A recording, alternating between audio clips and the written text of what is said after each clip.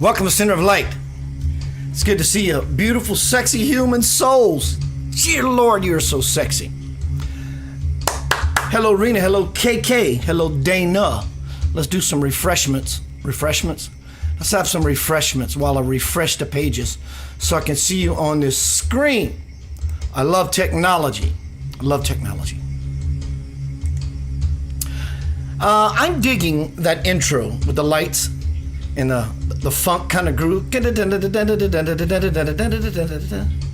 This thing, it's pretty cool. Check it out.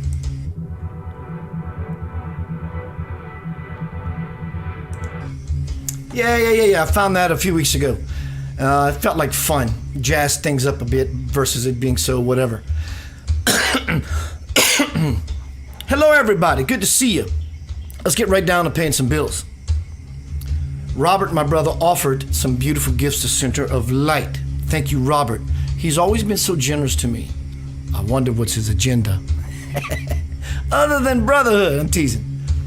$35 donation to Center of Light. In turn, I will give you this sizable eagle ring. It's very heavy. It's very solid. Let me show you that a little closer.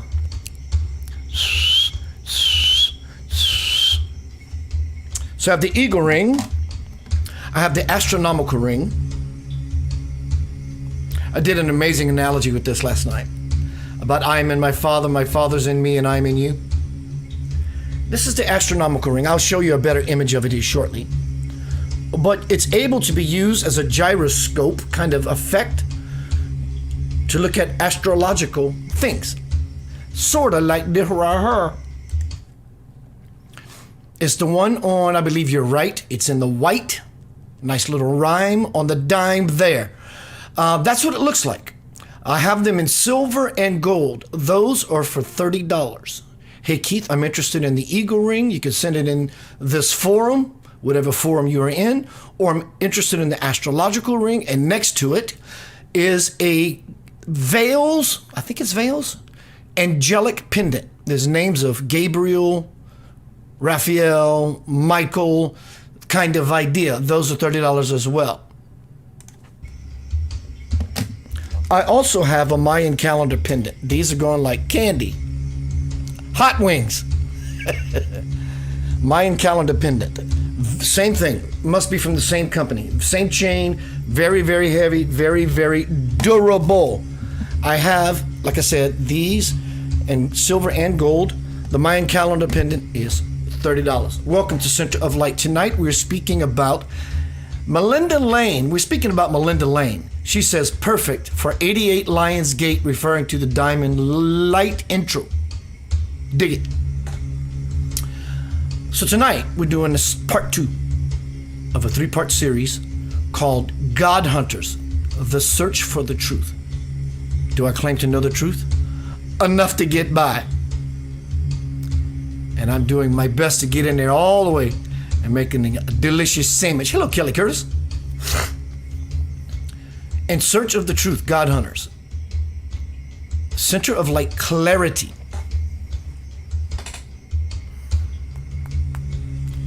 The universal mind, part 2. Let's do a review. Last night we spoke about, in part 1, God being the universal body, omnipresent. We got really down into the thick of it. We sure did. Hello, Lore. We got really deep. I got so deep it took me about 4 hours to dry off.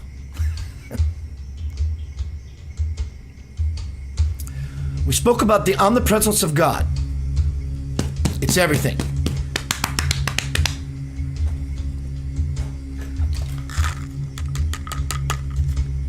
It's everything. Just everything everywhere. Tonight we're going to be speaking about how is everything everywhere. Center of Light, clarity, the universal mind. God Hunters in search of the truth. I'm searching. I'm seeking.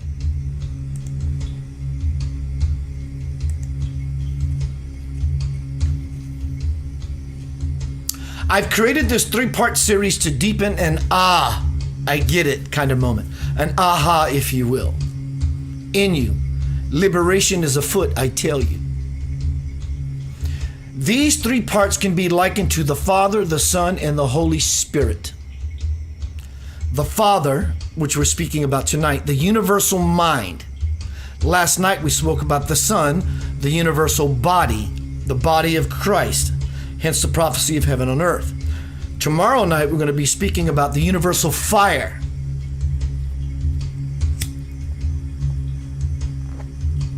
Omnipotence. Let's get right down to some beeswax. I need some water.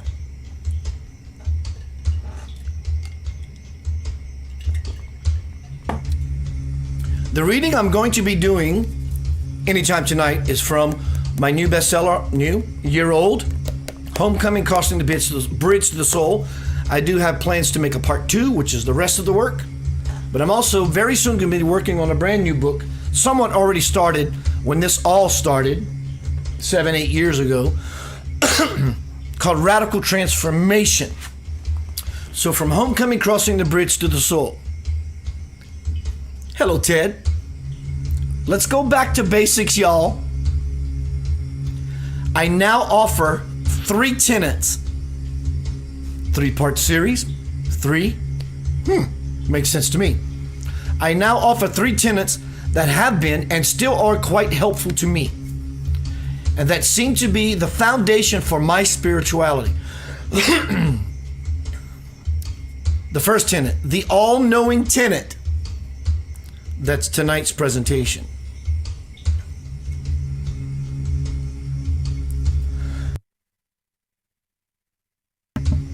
Number 1, the all-knowing tenet. If turning inward unites me with God, then it makes sense to me that omniscience, peace, is my natural state.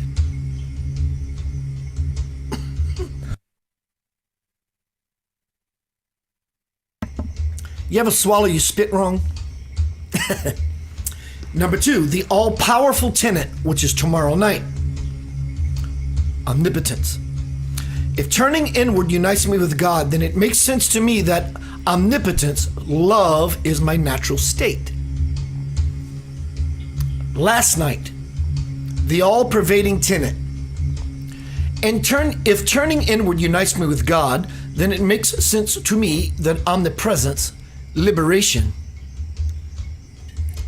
is my natural state.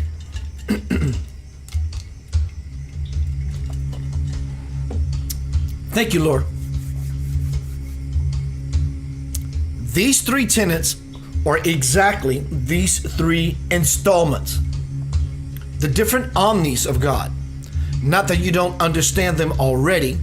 The intention for this series that I'm doing this week is so we can lay out the foundation in all 3 aspects: all-knowing, all-powerful, all-pervading. Universal mind, universal body, universal fire. Father, Son, Holy Spirit. In fact, that's 3 threes, which is 9, which is the number of the divine. Because from 9 backward, number 9 contains all the other numbers. Like spirit, the all of things, it's the divine number. And then it starts all over again in different variations.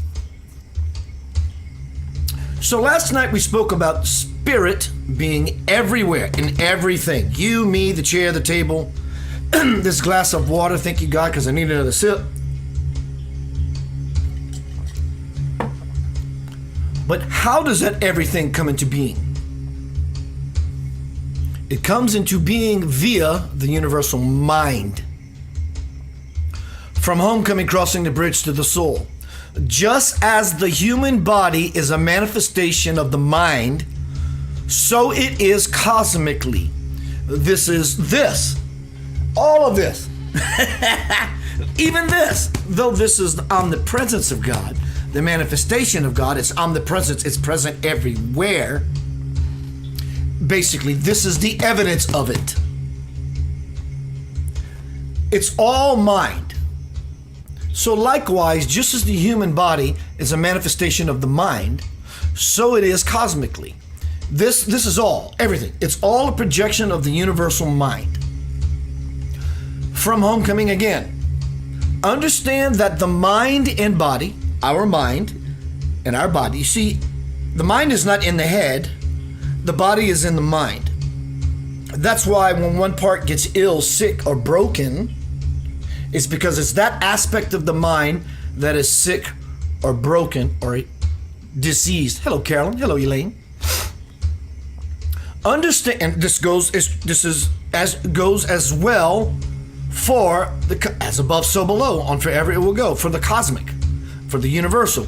Understand that the universal mind and body, which is all of this that is projected into creation, are not separate. For in the empty space of body is the mind, actually the body, like I just mentioned, actually the body is the mind solidified. So if one part of the mind is ill, not clear, over time, what that part demands will begin to poison the body. And over time, you will actually be able to observe your body manifest mind or spirit, whichever one you have chosen to let govern your life. Continuing on, from Homecoming, Crossing the Bridge to the Soul. This was written many, many years ago. Spirit says, I have created no one above or below another. I do not separate nor favor anything, nor am I opposed to anything. If I operated this way, I would not be the unity that I am. To clear up this long-held misconception is the purpose of our transcription, Keith. That is, to help you see all things through the eyes of love. And I asked the question, so what's it like to be in this supreme state? Simply divine.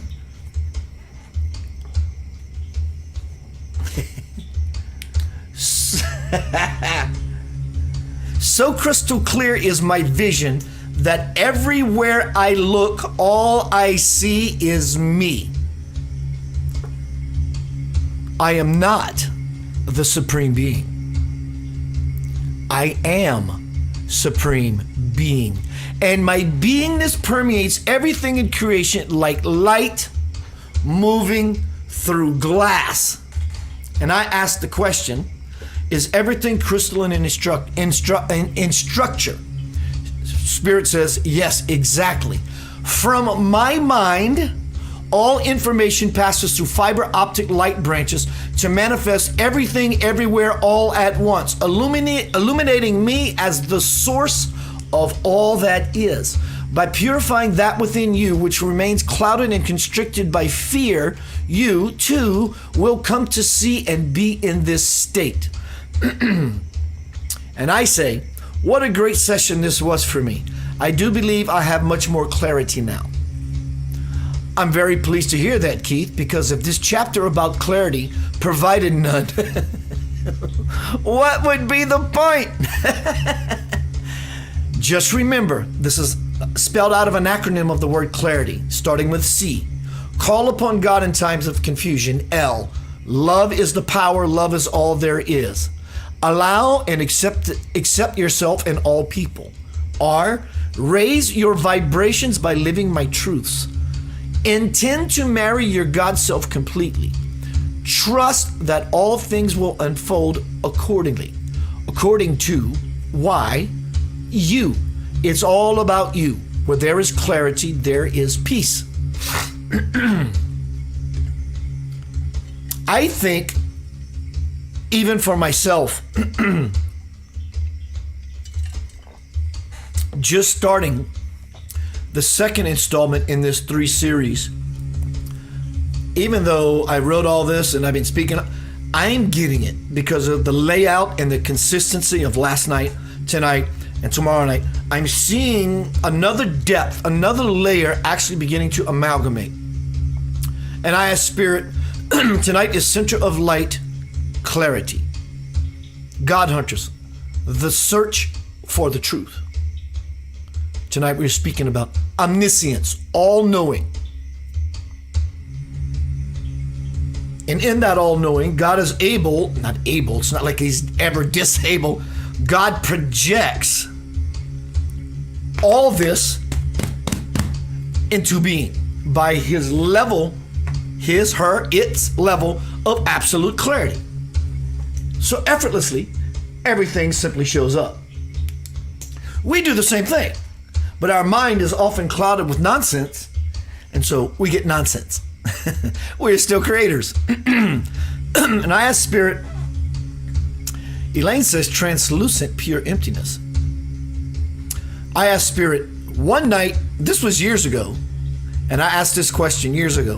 One night, years ago, when I was asleep, I had an incredible experience that filled me with utter bliss. Did it mean that, for a moment at least, I was without belief? And Spirit responds, yes, dear one. In that one glimpse, you did touch an aspect of your soul. Here you go, Brother Ted. I didn't find this because of what you said. This bread came to me when I'm doing my work today. Here you go, Brother Ted. Did it mean for a moment at least I was without belief? Yes, dear one, in that one glimpse, you did touch an aspect of your soul. But though you've had few moments that felt like nirvana, never claim that you have finally found me, meaning God. Never claim that you have finally found God. For this will only block you. Instead, continue to look for the deepest meaning in every reality. As you do, you will notice a powerful, here you go, Ted, again, shift in your thoughts and feelings. A shift that will let you feel even more of that higher self ecstasy when you are awake. And I say, exclamation point. Yes, after that experience, I felt so intuitive. Well, Keith, did you find that your mind was more frequently filled with thoughts that somehow did not seem to belong to you? And is this not what you are now experiencing with the writing of this information? Dear one, you are beginning to unify with the mind of one, the universal mind, where no one owns thought but me. You do not think your thoughts. Excuse me, let me rephrase that to sound a little more tighter. You do not create your thoughts. You do not fabricate your thoughts. You do not fabricate, manufacture, nor construct your thoughts. You are the one that goes into the process of thinking, and the universe will provide you oodles and infinite amounts of things to gnaw on, because where you are in your spirituality, a portal will always be open. If you're here, wherever you are, you have an opening, and thoughts of like vibration simply are able to come in and move like clouds into your consciousness. And when you grab any of those thoughts, pro or con, they solidify, stick, and anchor immediately. Spirit says, you are beginning to unify with the mind of one, the universal mind, where no one owns thought but me. You have been growing your omniscient psychic gift all this time, Keith, so that we can communicate telepathically now. Do you not agree that this life is getting somewhat easier? And I say much.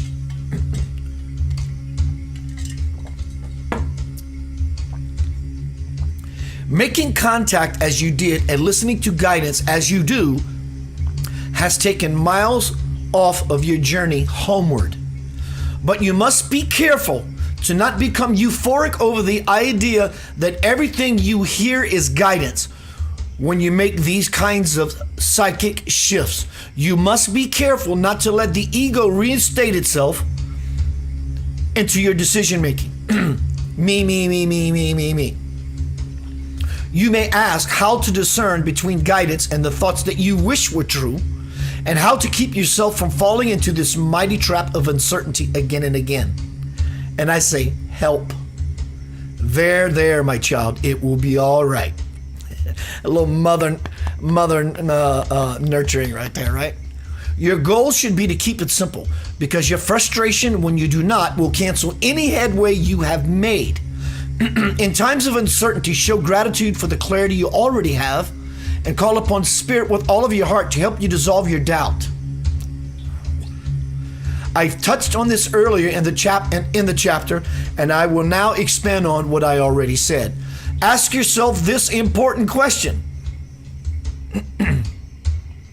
Is this true guidance or just something my ego is projecting? If you're asking such a question in the first place, you have already gotten your answer from Spirit. Whatever it is, it's not Spirit. As you all embrace and use Christ principles, a beautiful garment, a multi-hued crystalline system made up of the self's subtle energies will enfold you. Once you become aware of it, this light vehicle called the Merkaba will be at your disposal. And I ask, what's its purpose? The Merkaba is what masters have used and still use to transport themselves through the different dimensions of the universal mind. Remember, all of this is the mind. Yes, the chair you're sitting on, whatever it is you're looking at, is the universal body and the omnipresence, the evidence of omnipresence.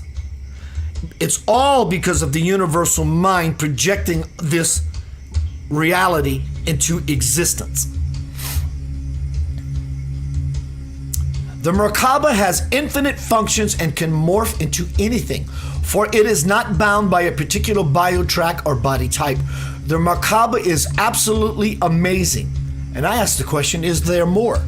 But of course, and then I say, please tell. When you become a master, you too will be able to tune in light frequencies to create just what you desire, or even travel through the universal mind to watch a star being born. As you are starting to realize, you have all sorts of power at your fingertips. Soon there will be no limits to what you can do. Carolyn Renando asked the question, then only our thoughts can keep us from producing the world we desire. Actually, yes, the thoughts are in the way. Actually, thinking basically is in the way. Very good question, Carolyn. Thank you. Then I ask Spirit, why do I only have way out experiences when I'm sleeping and not when I'm awake? Because during sleep, you lose the very awareness of your body. We go back into the mind, because we lose the awareness of the body, that you need to stay in it. And because as long as you are sleeping, you cannot be lured into the temptations of the external world that your mind, the lower mind, the egoic mind, and the body crave. And I say, sometimes I have dreams that seem so real that I wake up thinking I was actually there. This is really going to kick your ass. Kicks mine every time I read it. Hello, Lynn Patsy. Sometimes I have dreams that seem so real that I wake up thinking I was actually there. And Spirit says, you were. And I say, I was. If you were not there, Keith, where were you?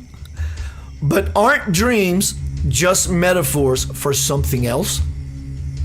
And Spirit responds, and your life on earth is not?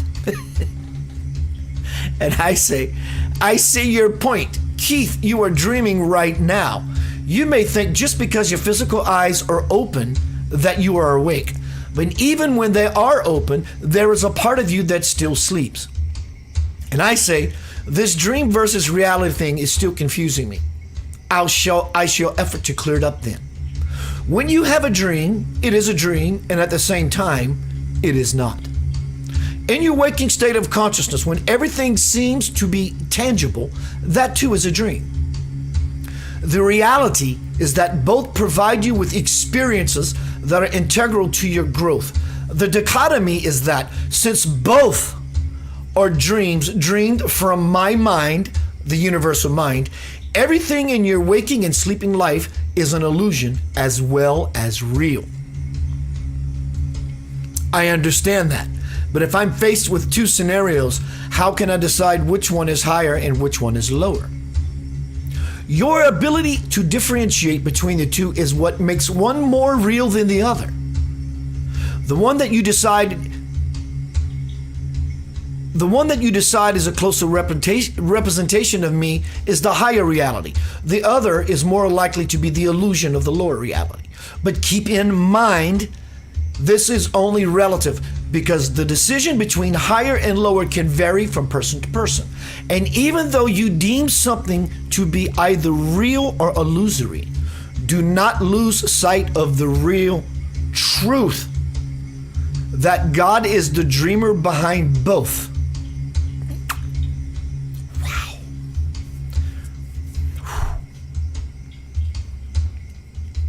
Remember this, and the you that sleeps with your eyes open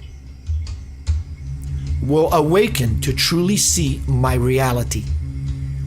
Peace is a state of mind. Bliss is a state of heart. Heaven is a state of being. That hit me in a beautiful way. I will get to you guys' questions here shortly. Thank you. Spirit continues. Throw a stone into a still pond and notice how the ripples it creates. The moment it hits the surface, always spread out to the edge of the pond and then return to the center from whence they originated. The pond's water represents the universal mind. The stone is your desire. All the intentions, clear or not, that you have ever tossed into the cosmic sea will come back to you in the same way those ripples do. If you are clear of mind when you throw that first stone, your intent, you know there is no need for a second one.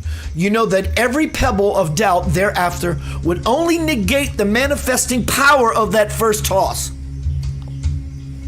For whatever reason, Keith, you still do not trust your pitching arm.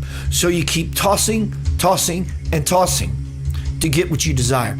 All those ripples look like tidal waves to me. Like you're wanting too much. My hope is that one day soon you will realize that one small stone of intent is all that it takes to manifest your life. And I respond, I am a rock slinger for sure. This I know, Keith, thus the analogy for you and all to think about. Do you remember the last chapter wherein I shared with you that the very thing you are afraid of, you create by the fears you exhibit at any given moment? I say, yes, I do remember that. Control falls into this category. So even though I know you are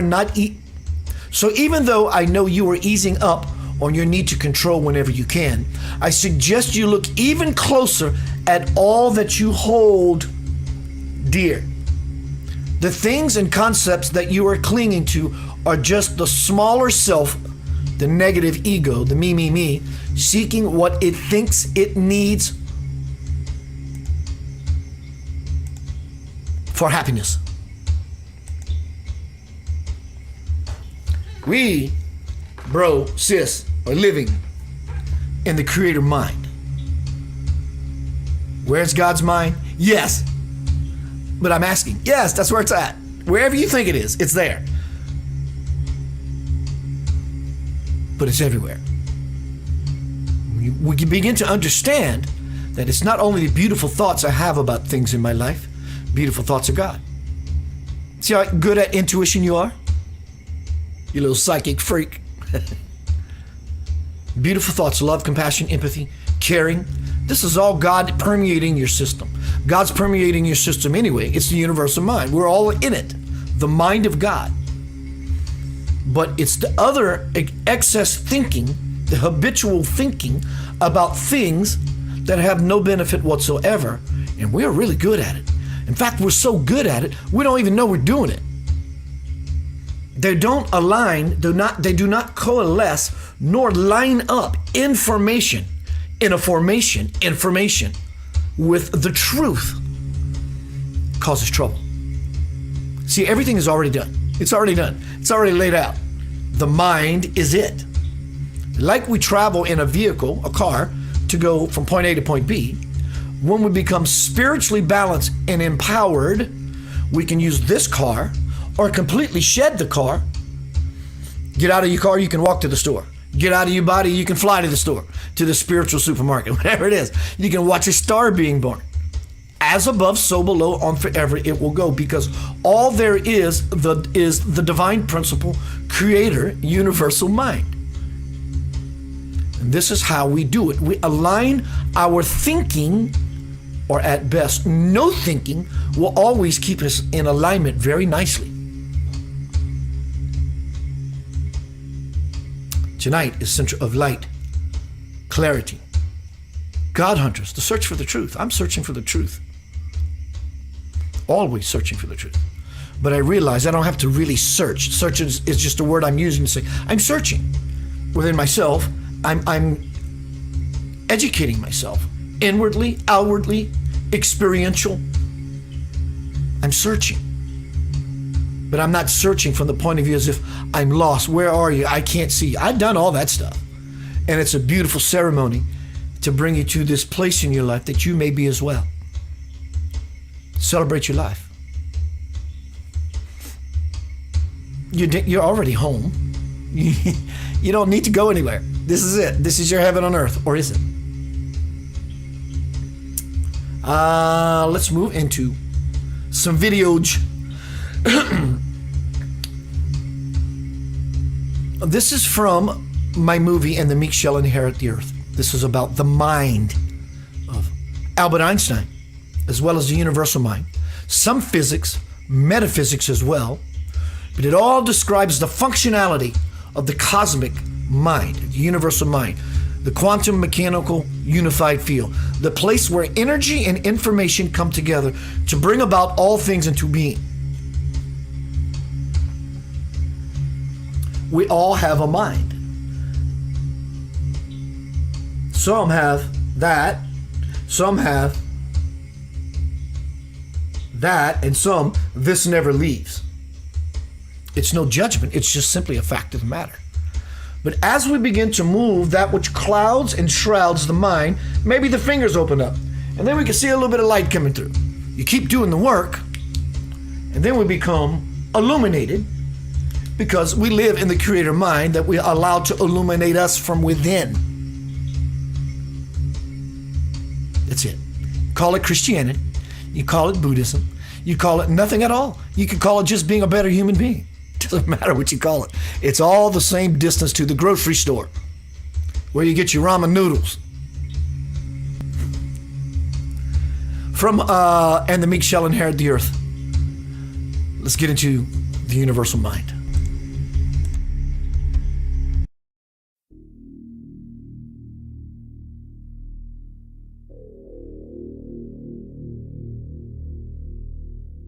It is common knowledge that when astronomers and other scientists look into deep space to study cosmic occurrences, they are witnessing the light from events that actually took place long ago. All their high-tech equipment might help prove some of their theories, but without inner vision, these experts will stay unaware of what is presently taking place throughout the universe. As long as they remain in a spiritually myopic state, they will not be able to harness the power that true cosmic knowledge can bring. On the other hand, spiritualists understand that light is the product of a pure, enlightened consciousness, and so they dedicate their lives to achieving just that. The more they develop themselves and begin to consciously connect to the omnipresent spirit, the more they are able to witness the grandeur of the universe here and now. In truth, light is everywhere at all times, or no time, should I say. Just like a hologram, the whole is inherent in every fragment of light throughout the entire cosmos. You might say that God cosmosis is taking place everywhere.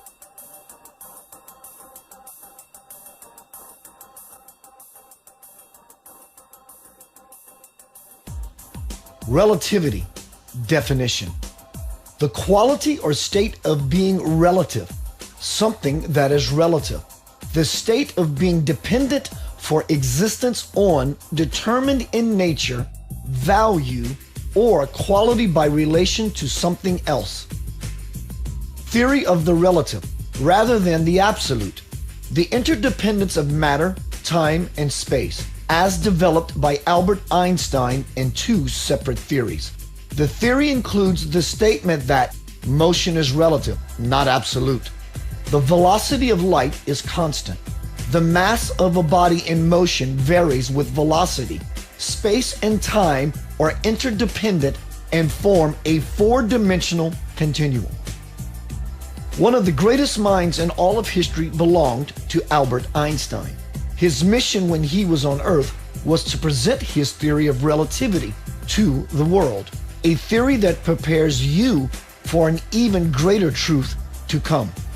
Since that day is here, I shall give you a new formula, an updated one that takes into consideration the shifting and reshifting that has taken place since his original one was proffered. Einstein's formula said that nothing can go faster than the speed of light. The theory of relativity. E equals mc squared, where E equals energy, m equals mass, c equals light. The new formula says that there is something faster than light, and that something is thought. The difference between these two theories? One states that slowly but surely, linear time is depleting. The theory of reality, where E equals energy, lifting, m equals mass, manifesting energy, c equals light, omnipresent with no velocity. E equals mc pi over relativity, pi over 4. The pi over relativity correlates to the quickening that is now taking place. Relativity correlates directly to people, all the relative personified spirits who use the primal force of thought to create and define reality, whether it be with clarity, knowing, and intention, or with confusion, belief, opinions, and judgment. The pi over 4 represents the no time factor that diminishes the space between your thoughts and the manifestation of reality, the window between what you think and what happens.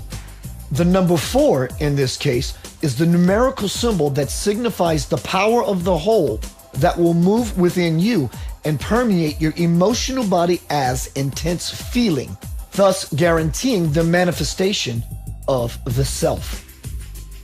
Thought. Definition. The act or process of thinking, reflection, meditation. The power of reasoning, intellect, imagination. Through physics, Einstein's theory of relativity revealed to the world its linear to vertical thought speed capacity. Now, as people become more aware that they are one, that very capacity will change exponentially. Let's talk a little more about math and how it's useful, its intended purpose, and its progression. Before someone is exposed to math's principles, their thought process proceeds more or less on a linear level. Once they learn its basic applications, more advanced modalities of vertical thought begin to emerge. Their mental capacity increases as they master algebra, geometry, trigonometry, and calculus. If they go on to study physics, quantum physics, and metaphysics, they come to understand much more about the universe and how it functions.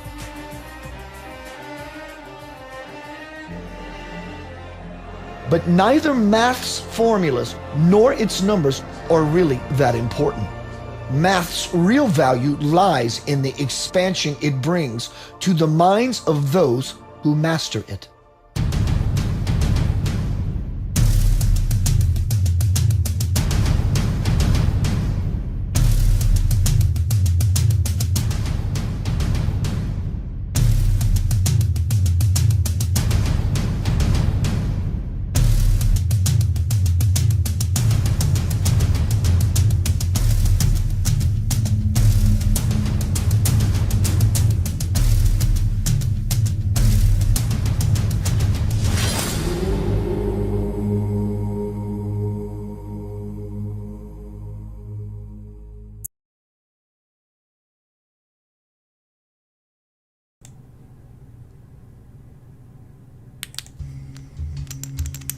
Welcome back to Center of Light. Tonight we're speaking about God hunters and search for the truth. Clarity. Center of Light clarity. Omniscience. When we become the vessel, clearly, information, because we are in a formation, can simply pass through the fiber-optic light branches that sustain and hold everything in creation. That scientific formula after Einstein's theory of relativity, the theory of reality, that is something that comes from Homecoming Crossing the Bridge to the Soul. I vesseled this in literally one of the first sessions in 1996. I had some trouble with that, not knowing whether it was right, wrong. I had to let go. Now I understand it. Pi over relativity, pi over 4. Tonight is center of light, clarity. As we had mentioned, let's do a recap so far. Last night was the universal body. 3-part series. The universal body. Everybody and nobody. So evidence of the presence, the manifestation of God's everywhereness. So, okay, we can get that. I can get that. But how does that everywhereness come to being? Because of the mind. The universal mind is clear. It's everywhere, holding everything as a manifestation of itself. This is what I am. I am Keith Blanchard. I am Ted Ruiz. I am Lord Fleckner. I am this chair. I am that I am. But tomorrow night, we're going to be speaking about part 3, which is the universal fire. Omnipresence, everything that is a thing. The universal mind, omniscience, that which is able to bring things into being. Tomorrow night's going to be the fire, the will. Center of light, will. The will. What is a will? You ever ask yourself that? What is the word will? I can tell you what it is. The word and the understanding of will is self. There's no way out of this conundrum. Will is self-fulfilling prophecy. How is that? Hey, Keith, I need a ride tomorrow. Will you help me? I sure will. And you bring it about. Tomorrow I will do this thing. You're using your fire, your universal fire, through your universal mind and using your universal body to bring about prophecy. I will do this tomorrow. I foresee myself doing this tomorrow because my friend asked. My brother or my family asked me. I will do this. Tomorrow night is the will of God, the fire. Welcome to Center of Light, you sexy Yanavites. I'm really enjoying this series. I think I'm going to do a private class soon. If you're interested, Keith, I'm interested in the private class.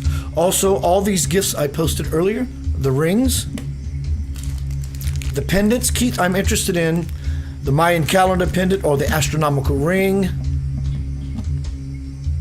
Thank you, Robert. Or the eagle ring or the angelic pendant. I'll tell you what the price. It's a donation to Center of Light. Robert donated his beautiful heart. It's a shake hands deal. Let's keep moving. Now I'm going to play you a clip, short clip, by someone who has awareness on 16 dimensions simultaneously. Yes, you heard me correctly. He doesn't need an intro. He's pretty the guy already. I'll see you shortly. Carolyn says she likes the angel pendant. Are you saying you would like an angel pendant? I'll make contact with you after the show. Hello, all you beautiful, sexy human creatures. Rockstar time. The word Shiva, Shiva means that which is not. That which is physical creation. That which is not that which is not physical. That which is not, where can it be? In India or America? Or on this planet? Or in another galaxy, where can it be? It's everywhere. So, there is a dimensionless existence. So we called it appropriately Shiva, that means that which is not. Today modern scientists are saying that nearly 99% of the cosmos is empty. But not that there is nothing. There is something, but it is not something. Because our idea of something is, we should be able to perceive through 5 senses. See, right now what you can see and what you cannot see is this. You can see my hand because it is stopping light. Anything that is not stopping light, you don't see, isn't it? Right now there is air here which you're breathing, which is most vital for your existence, but you don't see it. You don't see the air unless you live in Delhi. Now, if you look up in the sky, you see the stars. But stars are a small happening. The real thing is the vast emptiness. So this we refer to as Shiva, that which is not. Today modern scientists are saying this vast space has a tremendous amount of energy, but it is not any of the energies that are measurable by us, like electromagnetic waves or weak nuclear energy or strong nuclear energy or electrical systems or microwaves, none of these things. It is none of the measurable energies. But there is no denying it is tremendously powerful. So we said, Shiva means that which is not. And we said it is in the lap of Shiva that creation happens. At the same time, we called Adi Yogi also the Shiva because he perceived that which is not. You are who you are, people call you a director, a film producer, why? Because you perceived something. If you did not perceive that, they would not recognize you as that. So we recognized Adi Yogi as Shiva because he perceived that which is not. Because he perceived that, we called him also Shiva. So we will call the ultimate reality as Shiva, the one who realized that, the Adi Yogi, as Shiva. One who did not realize that but has the possibility, we'll call him Shiva. We'll call the dog also Shiva because he is also made of the same stuff, but he cannot know. But we want him to hear that sound. So every time we call him Shiva, Shiva, Shiva, we hope that he will evolve one day.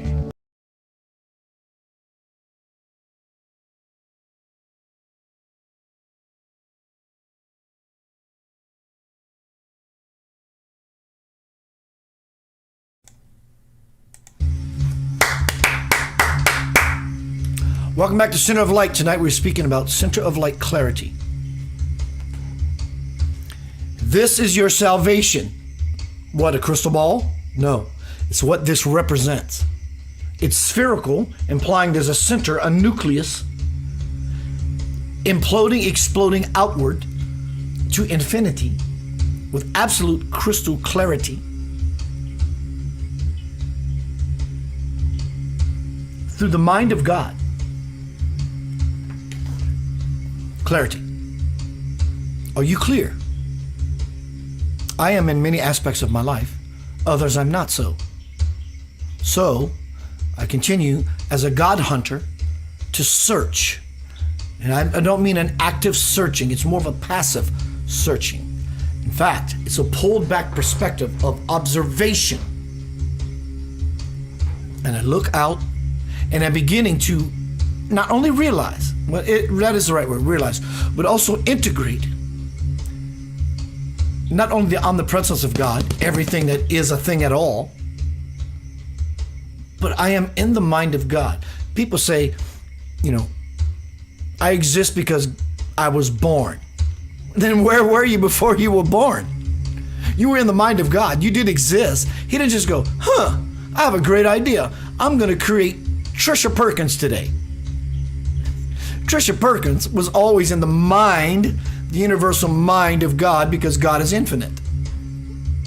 So you didn't blip into being the day you were born. In fact, you were never born, as Robert has said before.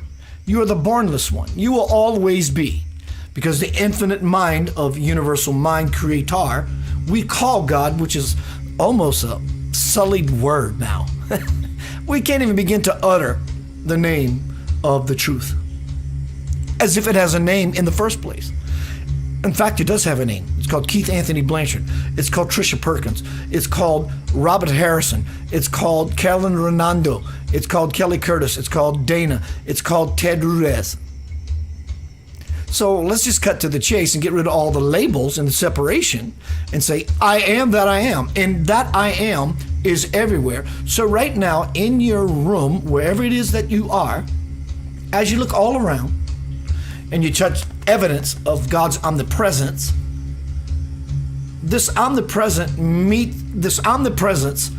meat suit that is hanging out as presence is in a space. Look at what's across from you in the room. Is it a chair? Is it a table? Is it a TV? What is all that empty space? That's the mind. That's the emptiness of the mind of God. This and all the things and stuff is simply the projection and the will to say, I want to invent a Keith Blanchard. I want to invent a Tricia. I want to invent a Ted, a Kelly, a Dana, a Robert, so forth and so on. So tomorrow night is going to be Center of Light, Will, the universal fire. So I'm going to close. I'll be back. I'll be here for a little while. I'll be back. But now we're going to go into Rockstar number 2, the headlining act. Sadhguru was, I don't mean this in a form of better or worse, he just so happens to be on this Rockstar tour, the opening act. Now I'm going to show you the lead man. I'll see you shortly.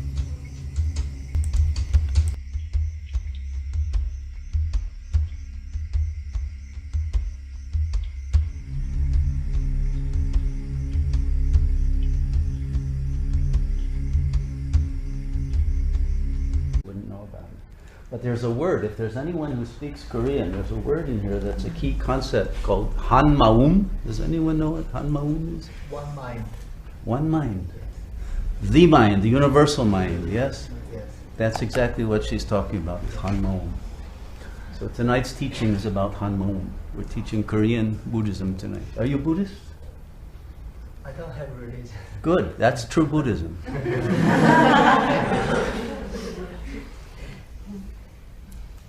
It's also true Christianity and true everything else. So you'll feel right at home here. We have no religion here either, but we have all religions. If there's one mind, right? You believe in Hanmaum? Yes. Okay, well, then all religions are one. And so this concept of Hanmaum is central to every true path of spirituality. That our individual minds are a subset of a larger mind, and then a larger and a larger. And ultimately there is one single intelligence that flows through all of the myriads of life forms, and even what we think of as inanimate objects. They all participate in the same ultimate intelligence. And thus the entire universe is intelligent. And if there are parallel universes, they are included in this as well. Everything that can possibly be is part of a single intelligence that includes all the past, the present, and the future, which is all now to that intelligence. Because that intelligence that is beyond space and time creates, sustains, destroys universes, recreates them. It all happens within a timeless instant. But that timeless instant for any given creature within a universe can last centuries or millennia. But time is an illusion from that perspective. But the key teaching about Hanmaum is you are that intelligence. You may be under the illusion that you are one of the subsets. If you identify with the physical body, that's the lowest subset of that intelligence. If you identify with the soul that is operating the body, you are in a higher subset that contains more information and therefore has more power, more will, more clarity. But if you go beyond the level of soul to that of spirit, which is more universal, less individual, then your power increases, your intelligence increases. So the path of spirituality is about increasing your intelligence and making your realization of your identity more and more universal.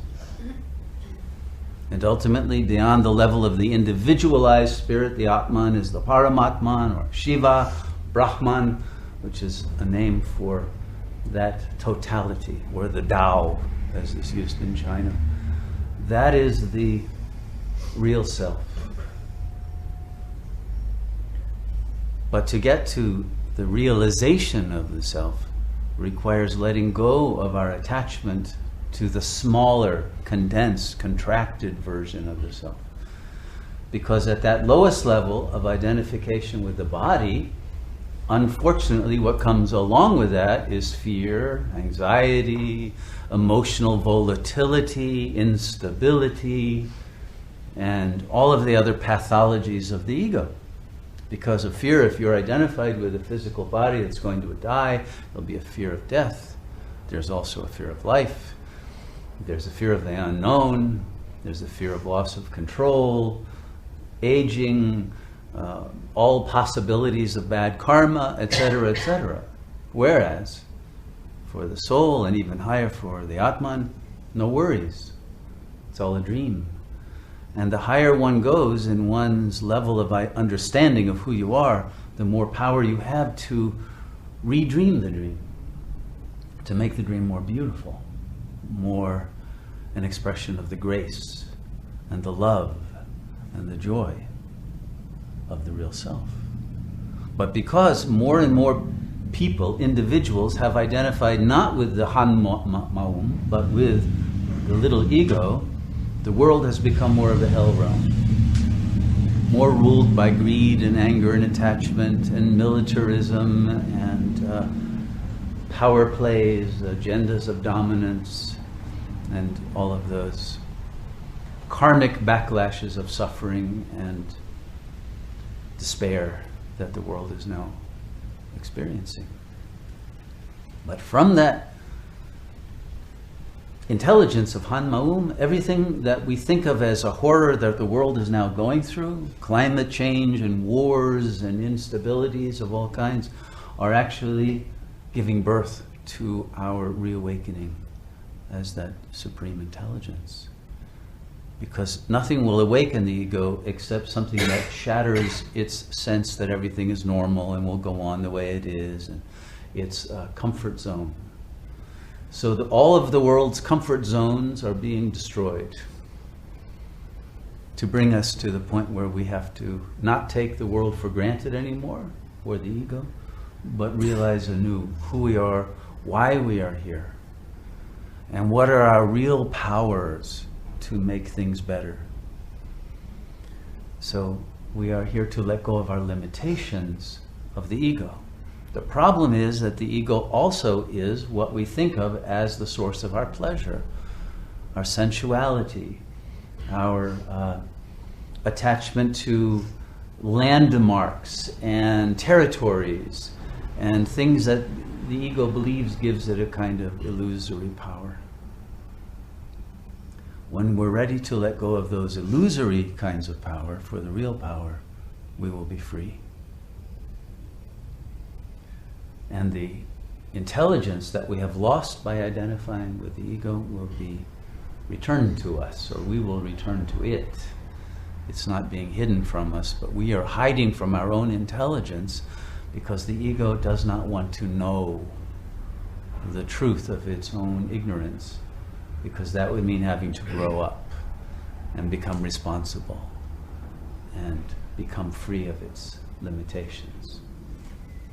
It would have to face Sir Sen, as I saw before, the censor in the ego mind that wants to seduce one with a card trick of believing one is impotent and unable to overcome the anxieties of the ego. But once one is free from those illusions of weakness and the enjoyment of the feeling of self-righteous anger. This is one of the worst things people fall into. They believe that they have a right to be furious at someone instead of recognizing the miracle that everything that happens to one brings one closer to God. And we should be thankful and actually beg forgiveness from anyone we are angry at, because those are our great teachers, and those are the ones who bring us to the portal of enlightenment. And once we have forgiven everyone and ourselves and asked forgiveness from that source, the portals will all open to the realization of our infinite being, our infinite beauty, our infinite love and joy, and life will become a paradise again. But we have to get rid of our fears, we have to overcome them, we have to not accept them as being based on facts, but recognize that every fear is a delusion,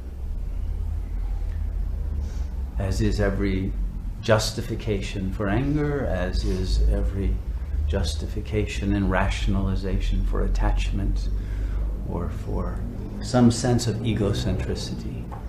There is no good reason to live from the ego because it creates suffering. We know that. But each one of us must figure that out for ourselves, that it's not worth it. And we're losing the opportunity that we have in this short human life to realize our godhood, our Buddha nature. So this is the opportunity to do it. Because at any moment we do not know when our life will end. Accidents happen, illnesses happen, karma happens.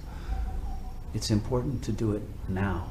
At the moment you awaken to the realization of this potential, do it now. Don't say, okay, I'll wait, I'll do it next week, I'll do it on my vacation, I'll do it next year when I make some more money. All of those excuses will end up in suffering. The only moment in which you have power to act and change your life is now. And so when you're awakened to that, take the action now. And you can totally transform everything because you are not controlled by the past. The human spirit is not ruled by some cause and effect paradigm in which the conditionings that occurred in the past that caused your personality to be the way it is can control you, because you are not the personality. It's just a mask that you wear. And nothing can prevent you from taking off the mask and realizing that what you really are is the Han Maum, the infinite mind.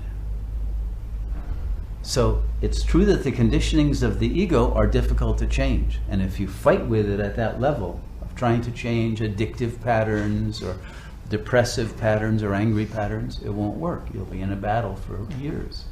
But all you have to do is step back inward from the mask and you're free already. It's simply a matter of disidentifying from the outer and moving deeper within into your heart. Nothing can stop you. And that's what we do in meditation. As we enter the heart where we are inherently free, and when we are inherently one with that supreme mind, and surrender to it, surrender to the self, the infinite, the presence, which may seem like an absence, like an emptiness, but that emptiness is filled with power, with light, with love, with joy. Just surrender to it and discover the treasures that are waiting for you in the emptiness. And do not be afraid of freedom. Do not be afraid of boundlessness. Do not be afraid of the infinite. And you will achieve your absolute liberation tonight. Let's meditate.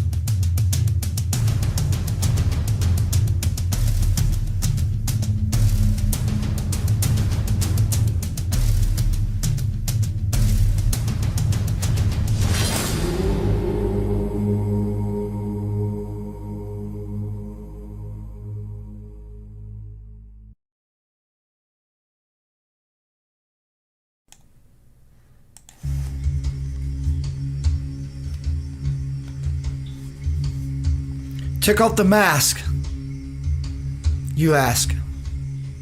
Take off the facade, get rid of the even and or the odd, It no longer serves you. It's been very clear to you, my dear.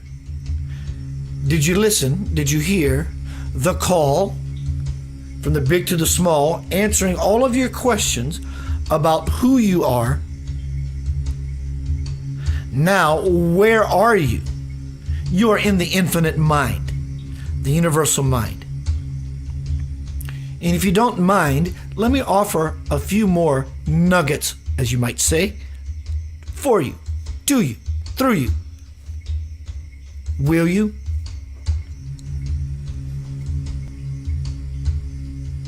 If you stop just for a moment, always stop for many moments, which is only one moment, consistently, if you choose, and realize that which is around you is universal mind. When you start to get the aha, the intention of the channel, the vessel, as we mentioned earlier tonight at the very beginning, you will find there's other levels, other layers of the spiritual onion. Look around you. Simply look around you. Wherever you are, look around you. Look within you. It will profound you. It will confound you. It will compound you with the power. Every second, every minute, every hour that you devour what is being offered, which is simply that which is being proffered, there is evidence of the presence of an intelligence. I'm sitting on it.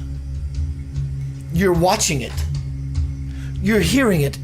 You're smelling it. You're tasting it. Whatever it is you are doing the it of it. And in doing the it of it, where does that all come from? It comes from the universal mind.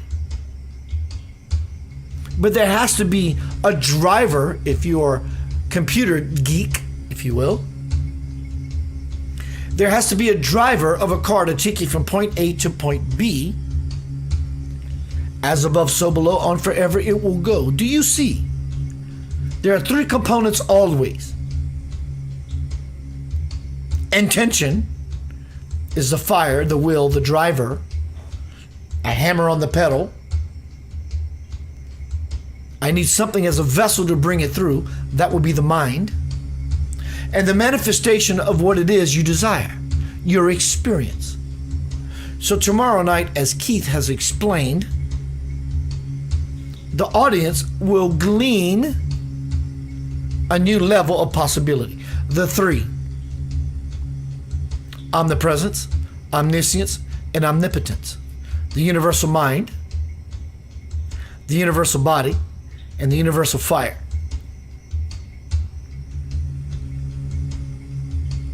There is a driver. It seems the ego is the one most often, but really it isn't. You're not a peasant. You're not a slave to the mind. You're just habitually making erroneous choices that you really don't want. It's said better that way. Gets rid of all the dismay and the delay of your arrival. You already have arrived. There's no place you need to be. Do you see? It's you, it's thee that is the sacred one. Always have been, is now, and forever will be. Is your life not sacred to you?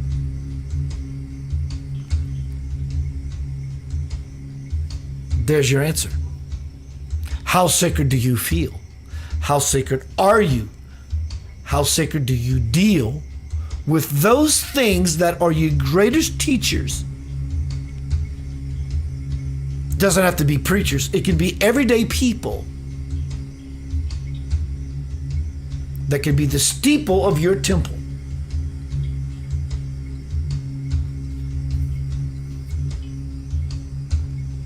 You are existing simply because of the mind of God.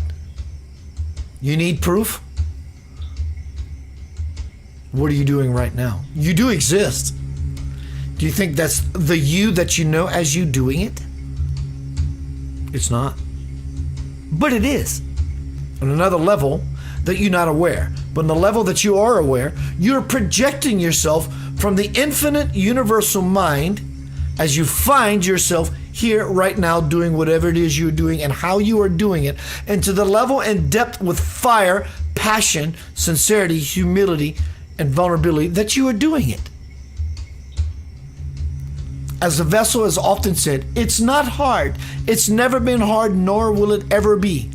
The universal mind finds itself, wins itself, winds itself through all of the, and even the inanimate objects. It sometimes baffles spirit that you simply can't see it.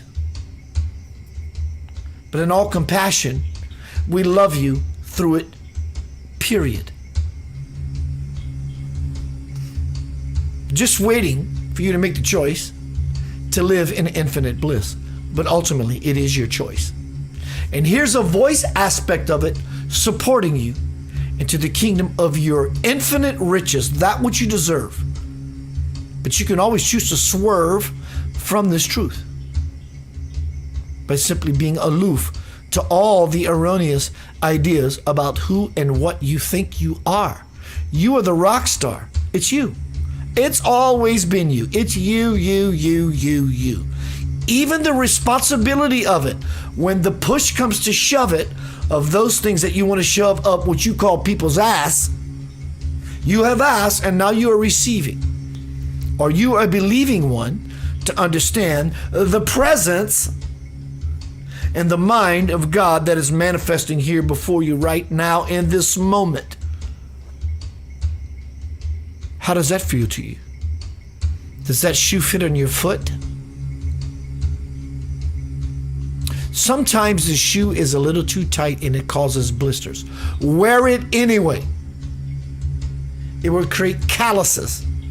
Not that calluses are what we are leaning towards and that idea, but you will become callous in the sense that you will create a protection about yourself. There will be a hardness and a balanced way about yourself that will be able to be resilient and resistant to the nonsense that all of you should be callous about. But don't be so callous that you fall into the malice yourself. Don't lose sight of the real truth. You God hunter, you. Goodwill hunting. What a great title for a great experience. Someone from a certain place in life achieves so much, and as such, that could be a model for you. The universal mind, what is it? The question should be, what is it not? It's here, it's everywhere. Look around you. This is very important that in this moment you pause. Why? Because. Look around you. Just truly look around you. The empty space between you and whatever. It's all the mind of God. And everything that is solidified is the even and the odd, bringing to you a central focal point. Do you understand the point? If you do, you are such a one that is truly in observance mode, a broadened perspective, a pulled back corrective vision capacity. Ironically, the more you pull back, the closer you will see. Do you see? This is truly in balance, living in the universal mind. And the closer you get there, the deeper you get there, sincerely, passionately, humility, vulnerably, that you move into there, you will find yourself here.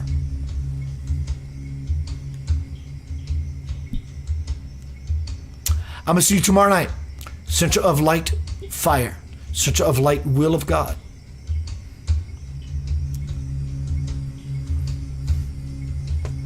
Your love beyond measure.